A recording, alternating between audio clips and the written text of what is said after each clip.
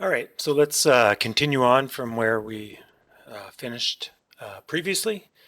Um, Previously, we were talking about um, uh, neuroticism and the relationship between negative affectivity and stress.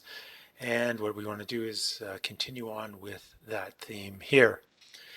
So, as the previous study indicates, people who focus on the negative deal with stressors in a very maladaptive manner. Now, one question we might ask ourselves is whether or not positive workplace events might buffer us from the effects of negative workplace events. Now, occupational health psychology has long linked negative workplace characteristics with employee stress. So, lots of the material that we've talked about up until this point. So, numerous studies have linked negative job related characteristics such as long work hours, high work demands, to cardiovascular disease, as well as psychological and physical outcomes. Other studies have looked at other variables um, and found very similar things. Now, um, such as relationships to headaches and things along those lines. So, one question we might ask ourselves is what happens when we have positive workplace experiences? Or if we can get people to focus on the positive events in their lives, can we mitigate the negative? So, this I think brings us to an interesting study that was conducted by Bono et al. And what the nature of their study was that they conducted their study over the course of 3 weeks, Monday to Friday each week. And each participant in their study reported work events that occurred to them, had their blood pressure measured, and answered questions about their current stress and health. These measures were taken at different points throughout the day, and participants in the study worked in a healthcare organization in a large metropolitan area and worked in a wide assortment of jobs such as nurse and lab technician. So the first thing that they found was that the participants in their study reported experiencing a wide array of both positive and negative workplace events. Now, here's a frequency chart that I'm showing you on this page that shows the frequency of different positive and negative workplace events that their participants reported. So, for instance, if we go down here, approximately once per day. So they did their study, they surveyed people every day. People noted that they have to take personal tasks interfered with their work.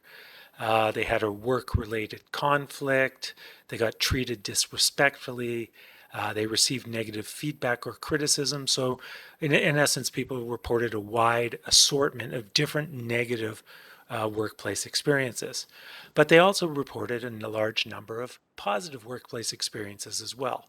So, for example, people reported that they accomplished what they had hoped to for the day. So, over 3 times per day, that occurred. They received information that positively affected their work schedule, duties, or pay. So, that happened about half a time per day. And they received positive feedback or praise, which happened about half time per day. So, what we see then is this configuration of both positive and negative events that occur in people's lives. So, both types of events appear to be common. So, the second thing that they found is an interaction between the number of negative events that people reported and stress and health related outcomes or physical complaints. Here they found some evidence for this idea that positive events can mitigate the impact of negative events on a daily basis. So as you can see in these two graphs that I'm showing you, um, what we can see in the two graphs is that during days where people reported positive events, the relationship between negative events and workplace stress was much weaker. So here we see along the x-axis the number of negative events that happened to someone and their evening work stress. So what we can see is that there's a very positive, strong slope, so that the more you experience negative events, the more stress you report that evening. But notice that the nature of that relationship changes as a function of the number of positive events that people reported experiencing. So that when people indicated that they experienced a large number of positive events, the slope is much weaker, suggesting that positive events somehow buffer the impact of negative events on workplace stress. So you can see the same thing over here in this second graph, how many negative events occur along the X, and physical complaints in the evening along the Y. Once again, we can see a relatively strong slope such that the number of negative events that occur, or as the number of negative events that occur to an individual increases, the number of physical complaints that they make increases as well, but that the number of positive events that happen to the person in a given day buffers them against this relationship. So we can see that people who reported a high number of positive events, there is essentially no relationship between the number of negative events and physical complaints, and that this relationship only holds for people who experienced very few positive events in their lives. So that's interesting. Now, another interesting element of their paper was a part of the research design that I haven't mentioned yet, which was that they implemented an intervention approximately halfway through their study. So if you recall, their study occurred over the course of 3 weeks. About halfway through, they had people complete an intervention. And the focus of the intervention was to get people to think about positive events in their life by having people engage in a positive reflection exercise. Essentially, what this positive reflection exercise encompassed was having people spend 5 to 10 minutes thinking about and listing 3 things that went really well on a given day. So essentially what they're trying to do is get people thinking about positive events. So in these 2 graphs that I've shown you here, this is all just self-report. In this second part of the study, what they're looking at is whether they can have an intervention which has an impact on how people react to negative events in their life. So once again, here we have along the Y the mean levels of stress, mental complaints, and physical complaints. Yes, no is intervention occurred versus didn't occur.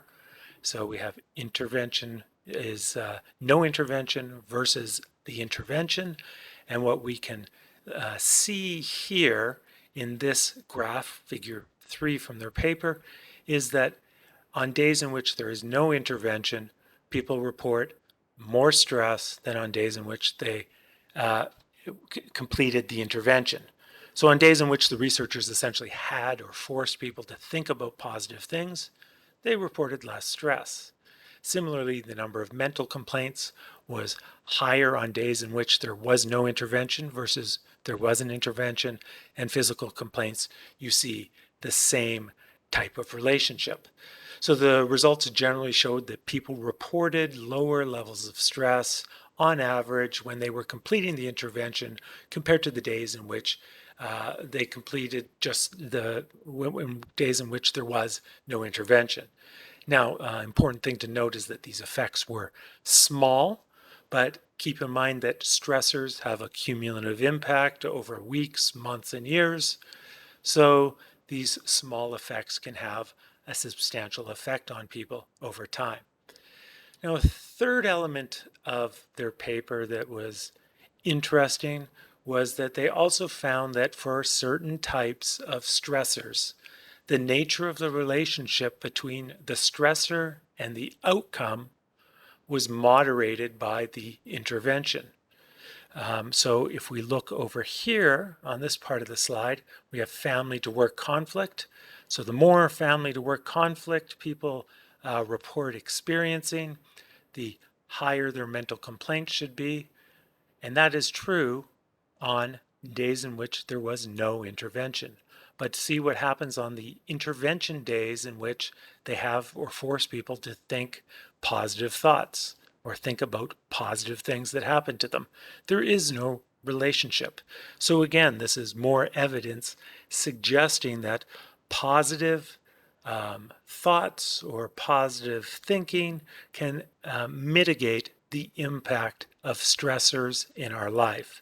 Here's another interesting one: work to family conflict and blood pressure. This study took place in a healthcare setting, so they were able to take repeated daily physiological measures. And again, we can see the same thing.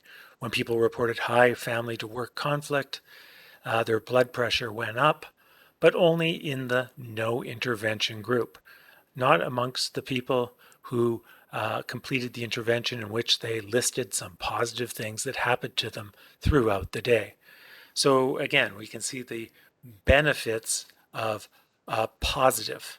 So the previous study before this one shows how negatives can have a detrimental impact.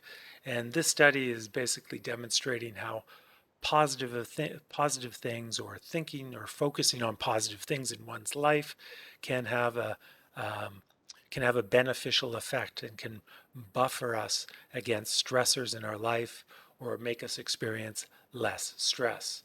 And there's other similar types of data. Here's a second example. It's another intervention study. This was a gratitude study, or focused on gratitude, and Neumeier et al. What they were interested in was comparing two types of interventions. They were primarily focused on gratitude, and what they did is they had people complete pre and post measures of their well-being. So prior to an intervention are the pre, post, or following the intervention. And then the nature of the intervention was one of the following.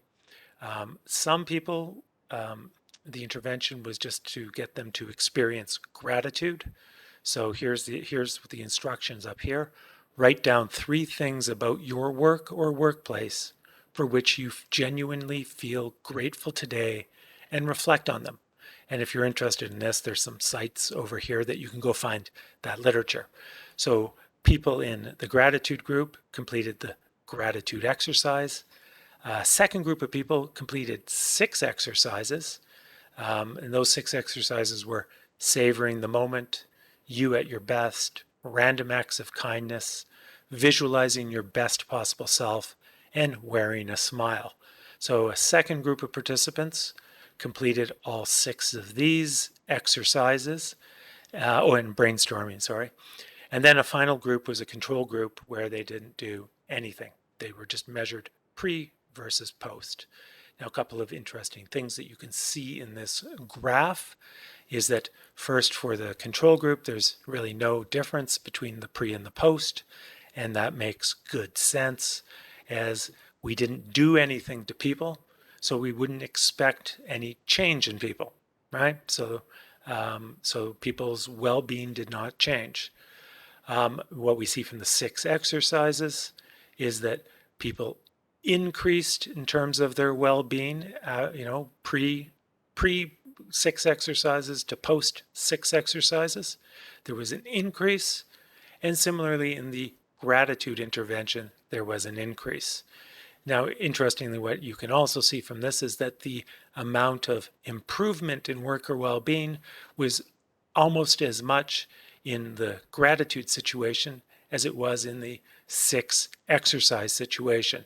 So this is a much more streamlined, simple intervention compared to the 6 exercises. So again, what we can take away from all of this is the benefits of positive thoughts. People who focus on the positive tend not to experience as much stress. People who focus on things for which they're grateful for don't experience much stress. So this, I think, naturally ties back to the negative affectivity people that we were previously talking about, who likely have lots and lots of negative thoughts and focus on the negative. If you can somehow intervene and get people to focus on the positive, we can see the benefits to that type of intervention. Another important or interesting thing in the stress literature is recovery from work. Employees exposed to work situations experience strain and suffer from poor well-being. Work in modern day organizations is demanding. Employees face high levels of workload, increased job insecurity, all the different things we've talked about. To successfully meet those demands and to stay healthy, it's not enough for employees to simply be highly skilled and knowledgeable about their work. They also need to be able to maintain optimal physical and psychological states in order to maintain high levels of energy, focus, and engagement over time.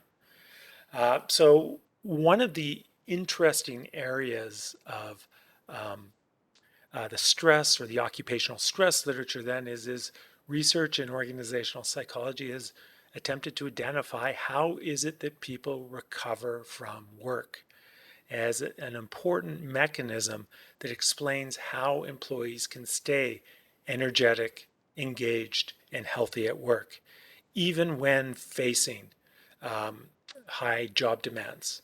Now, recovery from work refers to a process of reducing or eliminating physical and psychological strain symptoms that have been caused by job demands and stressful events at work.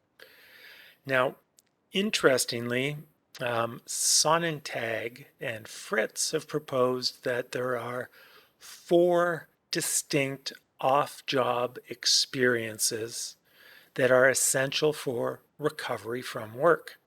So again, the whole notion again behind this recovery from work is that if we can get people to recover, we're not going to have this cumulative effect of stress over time, right? That's where we encounter problems, as we've spoken about previously, is when the stressors become chronic and where the strains become chronic. So what Sonnentag and Fritz are suggesting is that during your off-work hours, you need to have these certain off-job experiences or recovery experiences that allow you to address or deal with the strain that you may have experienced during work. And they propose that 4 things matter: detachment, refraining from job-related activities and mentally disengaging from your work. So this is where we see in many jurisdictions, and I mentioned previously the Ontario government even attempting to allow people to detach from their work. Relaxation is the second one, and mental experiences associated with low sympathetic activation. So specific interventions here to calm down your body and mind, things such as meditation or other specific relaxation exercises. And also by more everyday experiences that do not put high demand on the person. For example, just simply listening to music. A third one is mastery experiences associated with challenge and learning. So including some type of challenging and learning experience during your off-work hours. Mastery experiences tend to distract us from job demands and provide opportunities for us to gain new resources that in turn will help us to effectively deal with future job demands. Typical examples here are things such as sports or learning activities or volunteer work. The experience of relaxation and mastery during off-job time should result in positive affective states. which should allow us to replenish our affective resources, essentially. And then the final one is control. Refers to an experience of autonomy during off-job time. So again, we come back to that notion of control.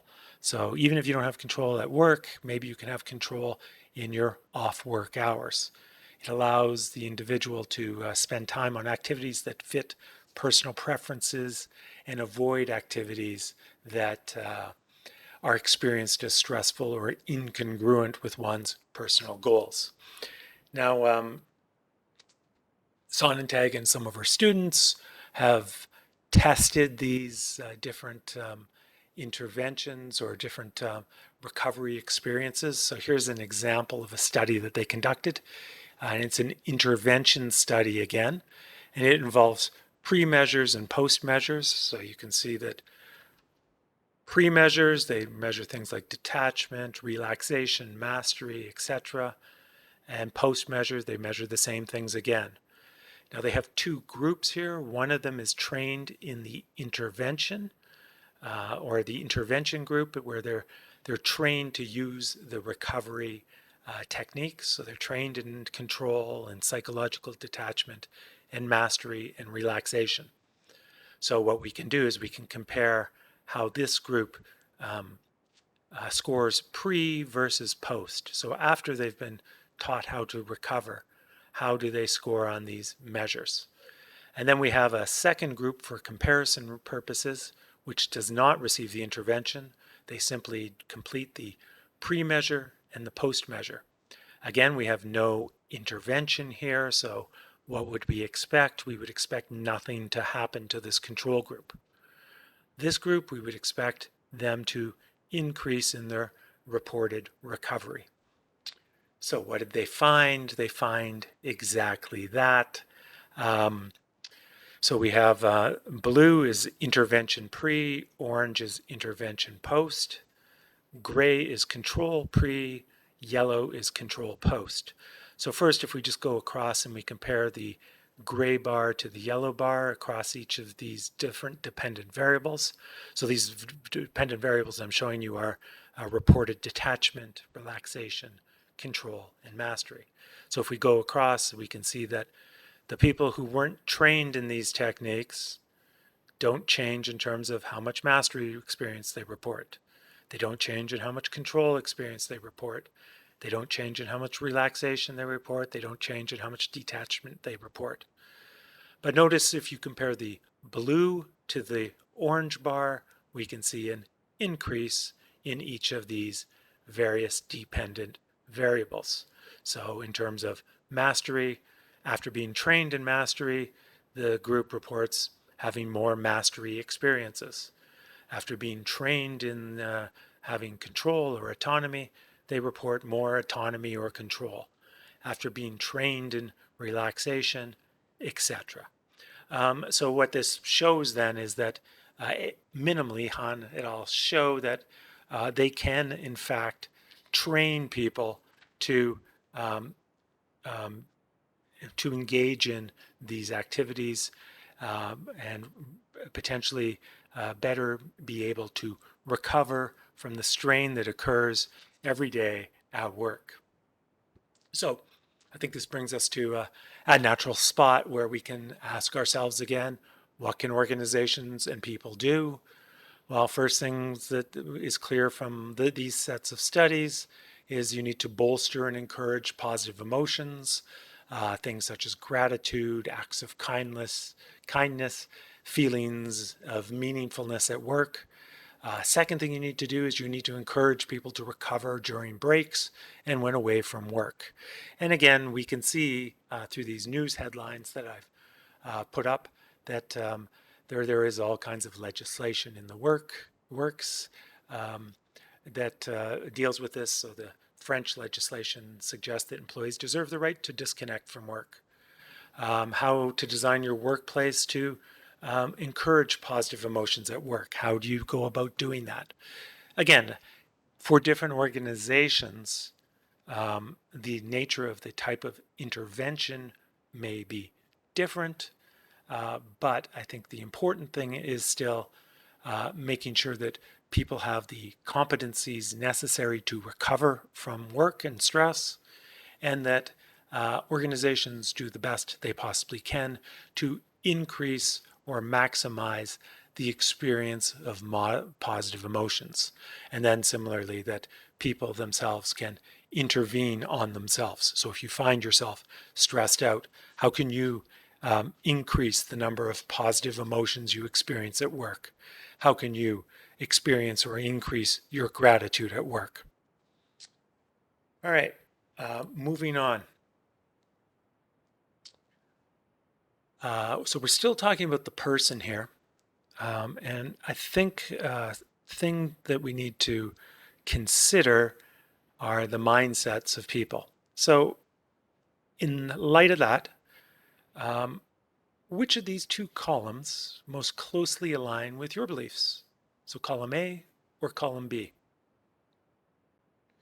So go ahead and take a moment and read those, and then think about which of these two columns best characterizes your beliefs.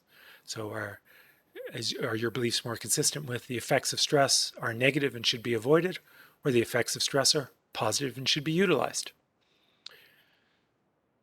These two columns, I think, highlight a critical element of stress. Stress arises, if we recall, stress arises when the demands of a situation exceed the capacity of the individual.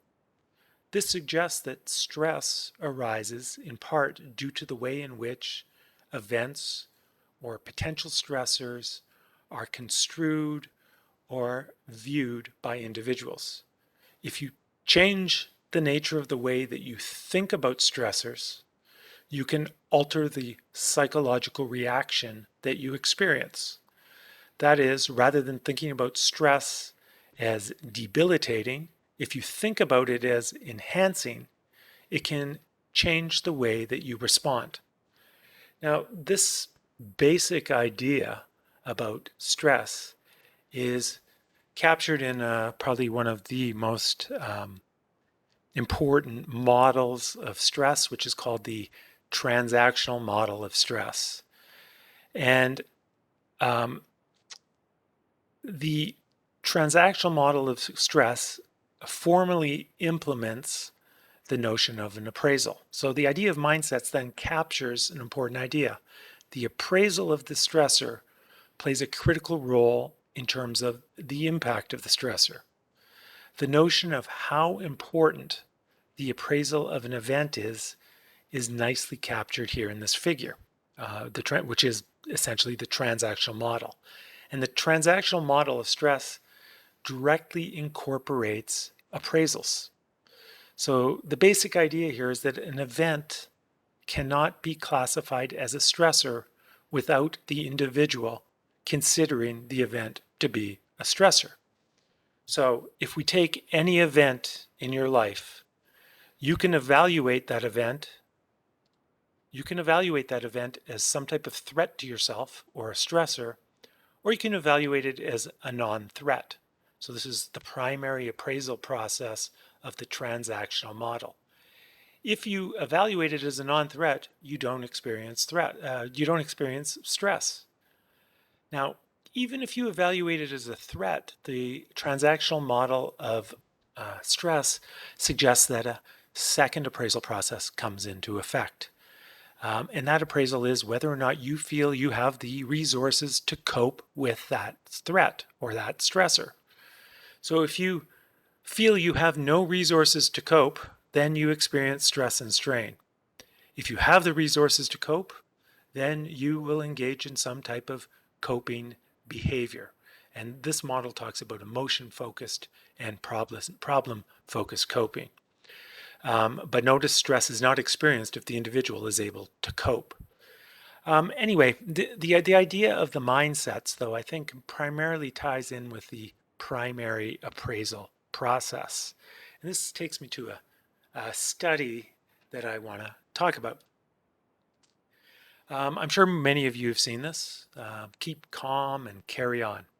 During World War II, England's Ministry of Information commissioned the public safety slogan, "Keep calm and carry on." 60 years later, this slogan resurfaced and went viral. Thousands of retail products have some variant of this slogan on it. Uh, uh, Dance and carry on, or whatever. When we are feeling anxious, when we are feeling stressed, you should try to keep calm and carry on. Now, you might ask yourself, is this good advice? So, is the best thing you can do to somehow suppress your emotion or anxiety that you're feeling in the situation? So, is it the best advice? Well, the study I want to talk about says that maybe it's not the best advice. And what they suggest as an alternative is that rather than trying to keep calm, what they suggest is that people should get excited. And the rationale behind their study is that decreasing the anxious feelings that oftentimes come with a stressor is very difficult. It's a very difficult emotional regulation process. But it is less difficult to reappraise the emotion. So when you're confronted with some type of pre-performance anxiety, say on an exam, and you should attempt, according to the study I'm going to talk about in a second, is to reframe your anxiety into excitement. So if you think about it for a moment, what's the difference between anxiety and excitement as an emotion? There's probably not much difference between the two, but the psychological difference is quite significant and quite important. Now, the study setup, so the study was conducted by Brooks. The study setup was that participants were recruited to come into the lab and engage in an activity. And unbeknownst to them, the activity was to come into the lab and sing. So in particular, they were put in front of a Karaoke Revolution Glee program and asked to sing Don't Stop Believin' by Journey. Now, this is of course when we as psychologists want to study stress in the lab. The problem becomes, how can you study stress in the lab? How can we create a stressful situation? Well, the one thing we've figured out is that having people sing is a very stressful situation. Now, in the study, there were 3 groups of participants who were randomly assigned to one of 3 experimental situations. 2 groups of participants were instructed to either say to themselves, I am anxious, or I am excited. And the 3rd group served as the control group in the study, and they were not instructed to say or do anything. So essentially the setup of the study is you arrive at the lab, you're in the outer room, so you can see the door beyond. You're in the outer room, and the experimenter comes up to you the assistant, the experimenter's assistant, there's 2 experimenters in the study, comes up to you and says, you're going to be asked to do a task, and what I'd like you to do is, when you're told to do what task you're going to do, is tell yourself, I am anxious, and use that as some type of self-talk. A second group was told, tell yourself how excited you are. And then a 3rd group was told nothing, right? They just arrived in the outer lab and were greeted and then went in and were told that they were going to sing. Now, the interesting thing about doing this through the Wii console is, of course, that we get an accuracy score, right? So it'll score the participants for us. So the singing task is going to be scored by the Wii, and that's going to be our dependent variable. So how good were people at singing? Well, the people who were engaged in the self-talk, telling themselves that I am anxious, scored 52.98% as their accuracy score. The people in the control group scored 69%. So you can see here that this engaging in this self-talk or this appraisal that I'm anxious, I'm nervous about doing this, is detrimental to people's performance, because when we don't tell them anything, they do much better. Now, the question, of course, is what happens when people reappraise the task as something that they should be excited about? And lo and behold, they do much better. They get a score of 80.52. So this is an interesting study. It's showing us how our own appraisals of a talk, our own appraisals of a task can have a dramatic impact in terms of how we perform on a stressful task. Now, Brooks did a second study, and the second way in which researchers frequently study stress in the lab is we don't get them to sing, we get them to do a public speaking task, some type of public speaking task. And many people, when asked to do public speaking, find this very anxiety and stressful. So it's an anxiety-inducing stressful situation. It's a natural stressor for many people. So in the second study, what happened was that each participant was given 2 minutes to prepare a persuasive speech on why they are a good work partner. They were told that it would be videotaped, and not only would it be videotaped, but it would be judged by a group of their peers. After preparing the speech, but before delivering it, they were randomly assigned to one of two self-statement conditions. The first self-statement condition was that they were told to tell themselves, I am calm. And the second one was that I am excited. So you can see that this is differing from this study where it's rather than telling people I am anxious, they're saying, try to calm yourself down. Try to tell yourself that you are calm. And now we can compare in this second study the impact of trying to calm oneself down versus just riding with the anxiety and relabeling it excitement. Okay, after they were told to do the self-talk, they then delivered their speech, and independent coders rated the videotaped speeches, along with several other dimensions. And here's what they found. So this is the coders' ratings on a 7-point scale, going from 1, strongly disagree, to strongly agree. The solid bars represent people in the condition where they told themselves, I am calm. The bars with the lines in them are the I am excited, and then we have the various dependent variables along the y-axis.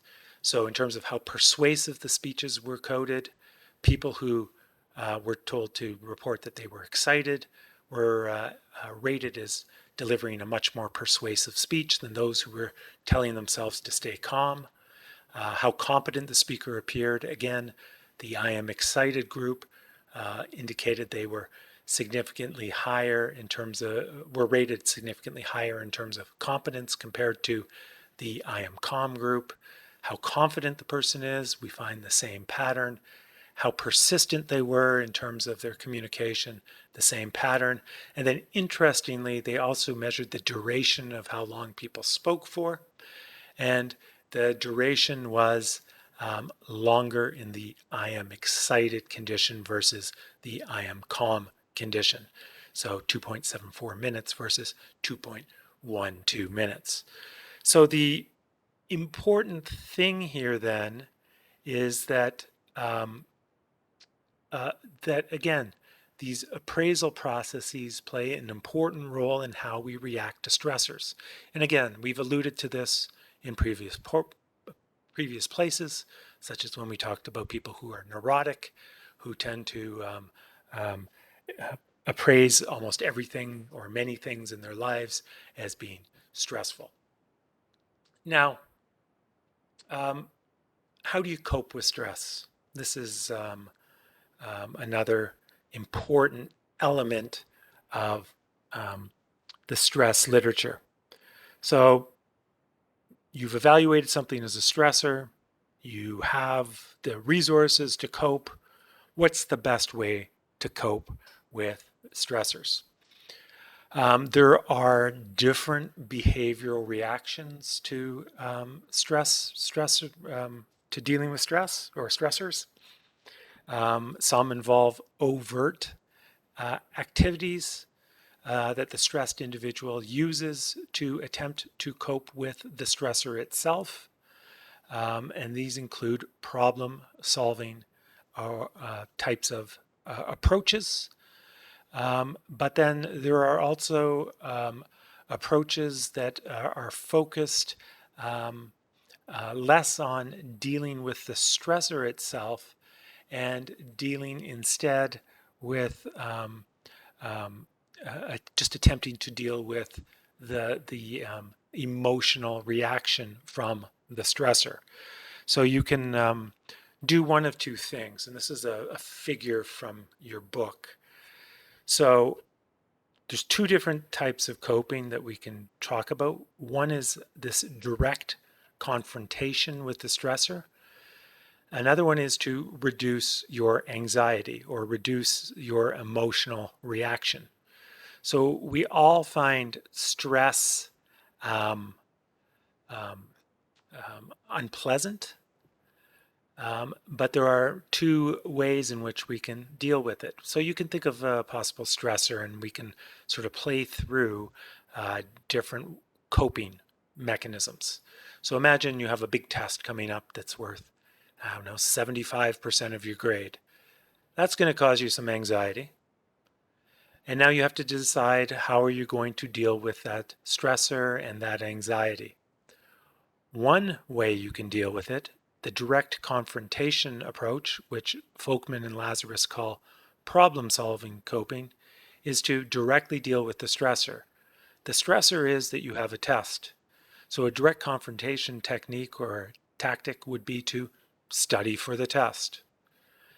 A second way you could react is that you could be experiencing this anxiety, and rather than dealing with the stressor, you could engage in what Folkman and Lazarus call avoidance coping, or what your book calls anxiety reduction. So rather than attempting to deal with the stressor itself, you attempt to deal with the emotional reaction to the stress. Anxiety is unpleasant. We don't like to experience anxiety. We try to eliminate anxiety, and you can do that in the short run just by simply avoiding the stressor. You can go home, put in your headphones and listen to music, or you could watch movies and just avoid all thoughts of your test. You could go out and drink a lot just to avoid or reduce your anxiety. Now, as we've talked about in several different places, different types of people. Well, I think you should all know that this direct confrontation is the better approach, right? It's the more beneficial approach in the long run. It will actually eliminate the stressor. If you study for an exam, you'll experience less anxiety because you'll know the material.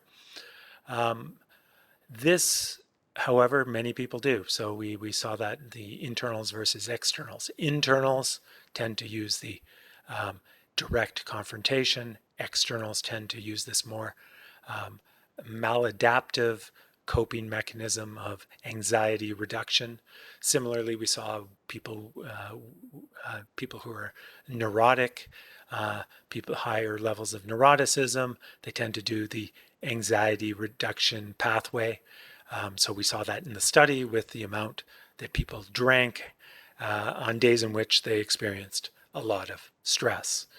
So again, this is a second place or another place in which we can see important implications for the workplace in terms of how people confront stressors or the emotional reactions that they experience as a function of those stressors. All right, so this brings us again to, I think, a natural place in terms of what can people do. Employees can spend time recovering and disengaging from work. They need to learn how to reappraise the emotions that they experience, or reappraise the stressors, as we saw with the Brooks study. I'm not I'm not nervous, I'm excited. For instance, the next time you're about to write a test. Um, Organizations can do a wide variety of things. They can redesign jobs to eliminate or reduce or increase the amount of recovery experiences that people have. They can um, and create supportive environments for their employees, facilities such as daycares and gyms.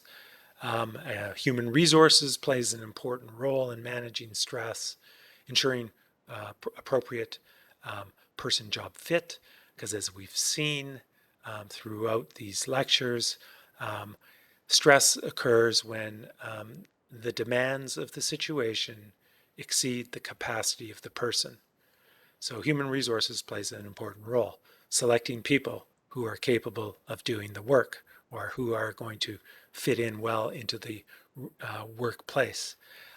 Realistic goal setting is something else that organizations can do to make sure that people have realistic expectations for what they can and can't accomplish. Effective communication is something organizations can do, and empowerment is something that organizations can do. So there's a lot that organizations can do in terms of mitigating or helping to mitigate stress. There's things that the individual can do to help mitigate or eliminate stress. And all of these things are important to consider. Um, and again, the nature, you don't have to do all of these things. The important thing is that I think you think in terms of the underlying principles and the underlying models, um, such as we know that support is important, we know that control is important, we know about the transactional model of stress. You think in terms of those basic models, um, and then you implement interventions that work in your work setting. All right, that brings me to the end of my stress um, lecture, and I hope you have excellent remainder of your week, and I'll talk again at you soon. All right, bye.